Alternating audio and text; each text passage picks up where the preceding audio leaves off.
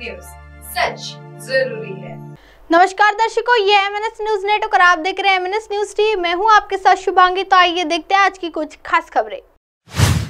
Pakistan train हादसे में गई 31 लोगों की जान का कारण आया सामने। पाकिस्तान के सिंध प्रांत में हुई बड़ी रेल दुर्घटना की जांच की प्रारंभिक रिपोर्ट सामने आई है। इस रिपोर्ट के मुताबिक फिश फ्लाइट गायब होने और क्षतिग्रस्त ट्रैक के कारण ये हादसा हुआ। 5 अगस्त को कराची से रावलपिंडी जा रही हजारा एक्सप्रेस ट्रेन प्रांतीय राजधानी कराची से 275 किलोमीटर दूर सरहरी रेलवे स्टेशन के पास नवाबशाह जिले में पटरी से उतर गई थी।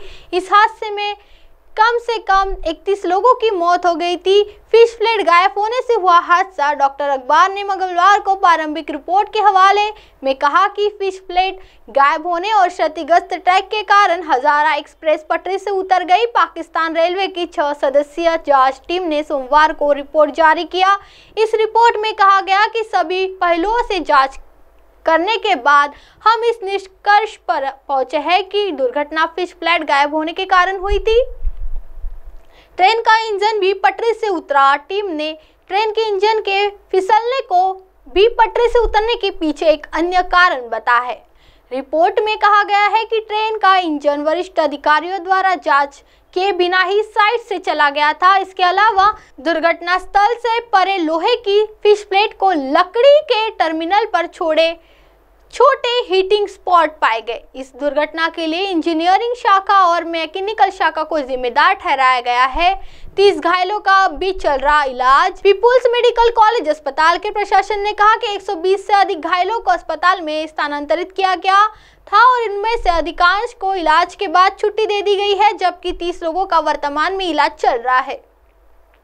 इसके अलावा कुल 29 शवों पर दावा किया गया है कि परिवार के सदस्य उन्हें ले गए, जबकि 2 मृत महिलाओं के शव अभी भी अस्पताल में है। अंतिम रिपोर्ट कब होगी तैयार? रिपोर्ट में कहा गया है कि यह प्रारंभिक जांच रिपोर्ट थी, क्योंकि अंतिम रिपोर्ट तैयार होने में कुछ समय लगेगा।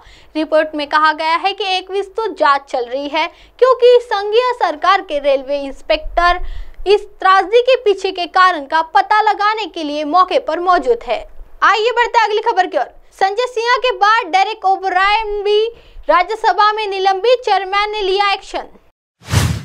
संसद के मानसून सत्र में एक और बड़ा एक्शन हुआ है। टीएमसी सांसद डेरेक ओब्रायन को राज्यसभा से सस्पेंड कर दिया गया है। चेयरमैन जगदीप धनखड़ ने मंगलवार सुबह यह फैसला लिया। वह इस पूरे सत्र के लिए निलंबित रहेंगे। केवल उन्होंने कहा डेरेक के पास अभी भी माफी मांगने का वक्त है। उन्हें माफी मांगने के लिए कहा गया है। अगर वो माफी मांग लेते हैं तो मामला खत्म हो जाएगा। इससे पहले खबर थी कि डेरेक ओब्रायन को राज्यसभा से पूरे सत्र के लिए सस्पेंड कर दिया गया है। राज्यसभा के अध्यक्ष जगदीप धनखड़ ने कहा कि आपका आचरण अभद्र है, आप पब्लिसिटी के लिए ड्रामा कर रहे हैं। बता दें कि सदन के नेता पीयूष गोयल ने सदन की कार्रवाई में लगातार बाधा डालने, सभापति की अवहेलना करने और सदन में लगातार अशांति पैदा करने के लिए उनके निलंबन के लिए एक प्रस्ताव पेश किया था कि डेरेक ओब्रायन सभापति की कुर्सी के सामने आकर चिल्लाने लगे। इसके बाद सभापति जगदीप धनखड़ भड़क गए और उन्हें पूरे सत्र के लिए राज्यसभा से निलंबित करने की बात कही।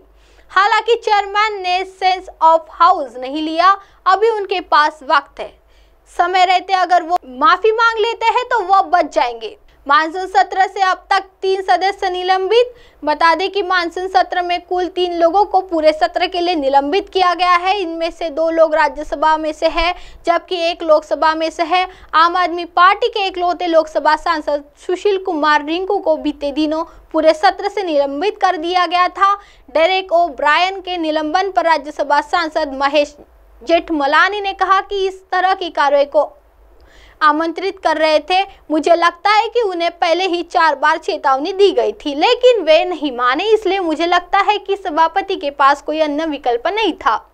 अब आप हमारे चैनल को आपके मोबाइल पर भी देख सकते हैं। मोबाइल ऐप पर देखने के लिए play store MNS news TS download करें। इंस्टा, ट्विटर, हाईकुक, फेसबुक और कई सोशल मीडिया के प्लेटफॉर्म पर हमारा चैनल उपलब्ध है।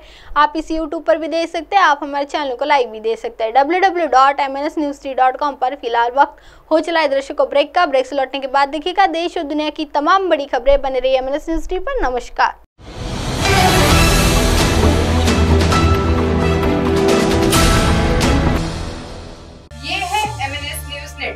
और आप देख रहे हैं MNS न्यूज।